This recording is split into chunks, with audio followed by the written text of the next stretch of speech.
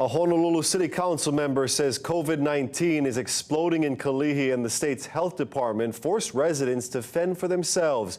Good evening. KITV4's Annalisa Burgos is live in studio tonight with the story of a woman caring for 3 infected family members, including her parents. Annalisa. Good evening, Brenton. You know, the woman asked not to be identified, but says she's living every child's nightmare. Her parents are infected and both are in their 70s. She's also caring for her teenage nephew. What's your biggest fear then? To lose them. I don't want to lose them. I'm not ready yet. Yeah. I'm not ready. I will fight for them. And I'm going to research everything that I can to help them. Tears of fear and frustration for this Kalihi woman. She says her father was the first to catch the virus, likely on the job at the airport. She says her dad failed temperature check at work, then went to Kaiser Permanente for a COVID-19 test on August 13th.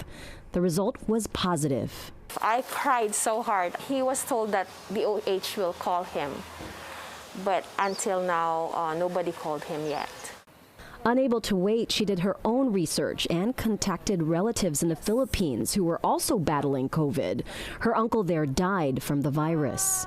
Her family's cases are mild and they don't have underlying health conditions, but the lack of information is debilitating.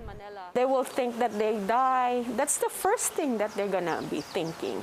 But no, there should be like a help from the government that to boost their, the feelings that you're not alone. We're here for you. We're gonna help you overcome this. Basically, residents are having to take matters into their own hands. The DOH is supposed to contact them and give them information on quarantine facilities. And so without that, there's further community spread. Honolulu City Council member Joey Manahan represents Kalihi. He says this is just one of many scared families. They don't have any quarantine facilities or any space in their home to be able to manage their family members, right, safely. I've heard stories of people who are quarantining in their cars. He and other community advocates claim many cases are going untraced. People who've tested positive are kind of left in the dark as to what to do next.